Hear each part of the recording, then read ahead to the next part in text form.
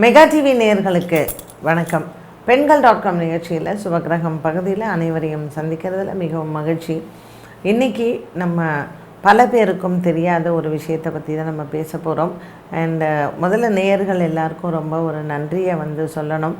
ஏன்னா பொது இடங்களில் என்ன பார்க்குறவங்களோ இல்லை என்ன அலுவலகத்தில் சந்திக்கும் பொழுது பெண்கள்.comல நீங்கள் சொல்லக்கூடிய பதிவுகள் எல்லாம் ரொம்ப நல்லா இருக்குது மேடம், ரொம்ப யூஸ்ஃபுல்லாக இருக்குது அப்படின்னு சொல்கிறீங்க. பொதுவாகவே பெண்கள்.comல இருக்கக்கூடிய எல்லா பகுதிகளுமே எல்லாருக்குமே ரொம்ப பயனுள்ள பகுதிகள் தான். அதனால் தொடர்ந்து நீங்கள் பார்த்து சொல்கிறதுக்கு ரொம்ப ரொம்ப நன்றி சொல்லணும். இன்றைக்கி நம்ம பேச போகிறது என்ன அப்படின்னு கேட்டிங்கன்னா, நெய்வேத்தியங்கள் பற்றி தான். ஸோ கடவுளுக்கு படைக்கக்கூடிய நெய்வேத்தியங்கள், இதை நம்ம ருசி பார்க்கலாமா, இல்லை நம்ம வீட்டில் பார்த்திங்கன்னா சில சின்ன குழந்தைங்க நம்ம சமைக்கும் போதே கேட்பாங்க, இல்லை செஞ்சிட்ருக்கும்போது சில பேர் நடுவில் எடுத்து சாப்பிட்ற சில பழக்கங்கள் எல்லாம் இருக்குது. நெய்வேத்தியங்கள் கண்டிப்பாக இறைவனுக்கு செய்யணுமா, இதெல்லாம் தான் இன்றைக்கி நம்ம பேச போகிறோம்.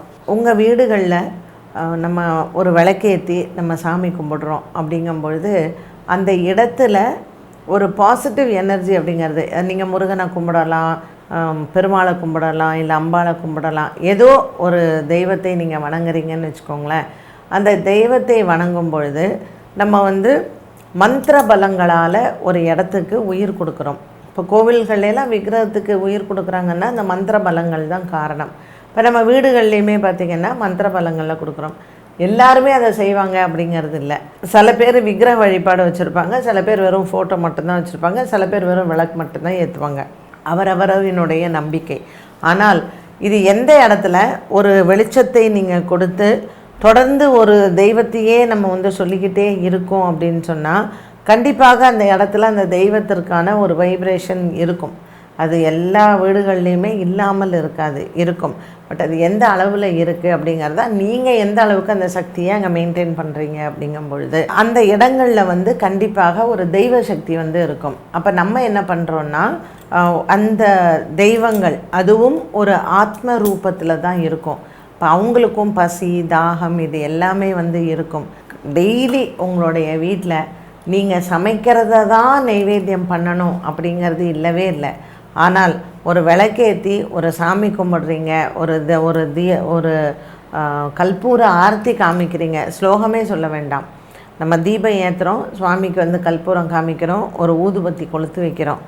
உங்கள் வீட்டில் இருக்கக்கூடிய இறந்தவர்கள் பித்ருக்களே அங்கே தெய்வமாக இருப்பாங்க. நமக்கு ஒரு பிள்ளையார் ஃபோட்டோவில் பிள்ளையாருடைய சக்தி தான் இருக்கணும் அப்படிங்கிற அவசியம்லாம் கிடையாது. உங்கள் வீட்டில் யாராவது பெரியவங்க இறந்துருப்பாங்க இல்லையா, உங்கள் தாத்தாவாக இருக்கலாம், பாட்டியாக இருக்கலாம், இல்லை உங்கள் வீட்டில் யாராவது அக்கால மரணங்கள் அடைஞ்சிருப்பாங்க, அவங்கெல்லாம் வீட்டு வாசல்லையே இருப்பாங்க. அப்புறம் ஏதாவது ஒரு காலகட்டத்தில் அவங்க வீட்டுக்குள்ளே வருவாங்க. ஸோ ஏதாவது ஒரு வித சக்தி, அது ஏதோ ஒரு சக்தி அந்த வீட்டில் அந்த இடத்துல கண்டிப்பாக இருக்கும். அப்போது அவங்களுக்கு நம்ம முறையாக ஒரு தண்ணி வைக்கிறதோ அல்லது ஒரு நைவேத்தியம் பண்ணுறதோ அப்படிங்கிறது ஒரு முறை. இப்போ ஒரு சிலர் வீட்டில் என்ன பண்ணுவாங்கன்னா, ரொம்ப கிரமமாக ஒரு விரதம் இருந்து சாமிக்கு செய்வாங்க. அப்போது இப்போ நவராத்திரி எல்லாம் எடுத்துக்கோங்களேன். நவராத்திரி சமயத்தில் நம்ம சுவாமிக்கு அம்பாளுக்கெல்லாம் படைக்கிறத சுத்தமாகத்தான் இருக்கணும். இதை நான் உப்பு இருக்கான்னு பார்க்குறேன், காரம் இருக்கான்னு பார்க்குறேன், எல்லாம் நீங்கள் ருசித்து பார்த்தெல்லாம் நைவேத்தியம் செய்யக்கூடாது.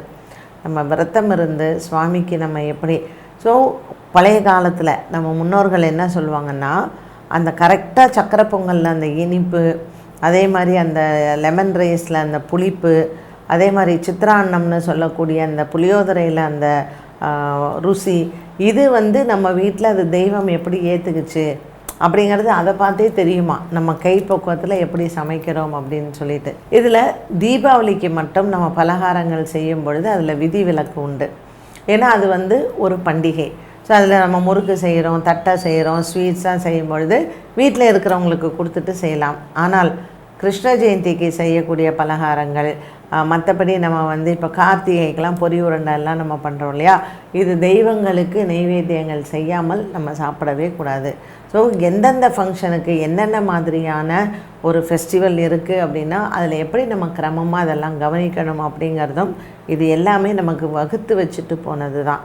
இது எதற்காக இதெல்லாம் நம்ம ஃபாலோ பண்ணணும்னா, நாம் நல்லா இருக்கிறதுக்கும், நாம் ஆரோக்கியமாக இருக்கிறதுக்கும், நம்ம பிள்ளைகள் நம்மளுடைய சந்ததிகள் நல்ல ஆயுள் பலத்தோடு இருக்கிறதுக்கும் தான் இப்படிப்பட்ட சில கட்டுப்பாடுகளை நம்ம பெரியவங்க வந்து வச்சுருக்காங்க.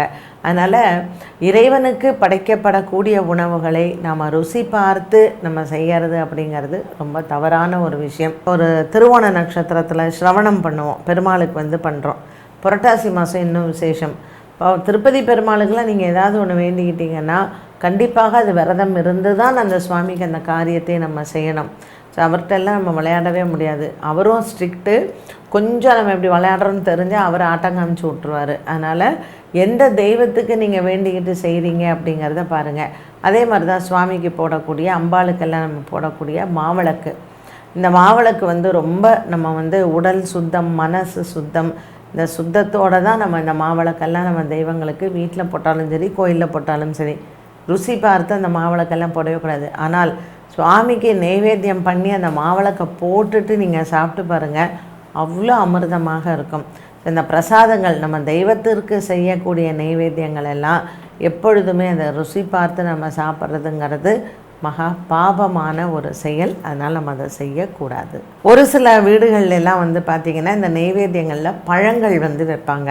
ஸோ இந்த பால் வைக்கிறது, பழம் வைக்கிறது, இந்த நெய்வேத்தியங்களை என்ன செய்யணும்? இப்போ சுவாமிக்கு நம்ம வந்து பழம் வைக்கிறோம், சுவாமி வந்து ஃபுல்லாலாம் அதை சாப்பிட போகிறதில்ல. அதை நம்ம இன்னொருத்தருக்கு கொடுக்குறதோ இல்லை நாம் சாப்பிட்றதில்ல. இதில் எது உகந்தது? நாம் சாப்பிட்றது தான் உகந்தது. வீட்டில் சின்ன குழந்தைங்க இருக்காங்க, இல்லை பக்கத்து வீட்டு குழந்தைங்கள்லாம் வராங்க அப்படின்னா நீங்கள் அந்த சுவாமிக்கு வச்ச வாழைப்பழத்தை நீங்கள் அந்த குழந்தைங்களுக்கு கூட கொடுக்கலாம். ஆனால் வேண்டுதல்கள் இல்லை ஏதாவது பண்டிகைகள் இந்த நாட்களில் நம்ம செய்யும் பொழுது அந்த நெய்வேத்தியங்களை நாம் தான் அதை வந்து உண்ண வேண்டும், பிறருக்கு வந்து கொடுக்கக்கூடாது. ஸோ இதுலேயே நிறைய விதிமுறைகளும் இருக்குது. காலையில் ஃபஸ்ட்டு நம்ம பால் காய்ச்சும் பொழுது அந்த முதல் காய்ச்சக்கூடிய பாலை நீங்கள் கொஞ்சோண்டு சர்க்கரை போட்டு சுவாமிக்கு நெய்வேத்தியம் பண்ணிவிட்டு ஒரு அரை மணி நேரம் கழித்து அதை நாம் காஃபிக்கு எடுத்துக்கிறதோ இல்லை நாம் அதை குடிச்சிடுறதோ ரொம்ப நல்லது. இல்லை வீட்டில் இருக்கக்கூடிய குழந்தைங்களுக்கு கொடுங்க. முதல் நெய்வேத்தியம் வீட்டில் காலையில் நம்ம செய்யக்கூடிய முதல் விஷயம் என்னவாக இருந்தாலும் அதை இறைவனுக்கு படைத்து விட்டு நாம் சாப்பிட்டால் அது எல்லாமே வந்து நம்மளுடைய ஆரோக்கியத்திற்கு நல்லது. இதற்கு வந்து மகாபாரதத்தில் ஒரு சின்ன கதை உண்டு. சர்வம் கிருஷ்ணார்ப்பணம் அப்படிங்கிறது தான். ஸோ இதில் இந்த கதையை ரொம்ப சுருக்கமாக நான் சொல்கிறேன். ஒரு கிருஷ்ண பக்தர், அவருக்கு வந்து உணவு சாப்பிடும் பொழுது அந்த உணவில் வந்து விஷம் கலந்திருந்தது.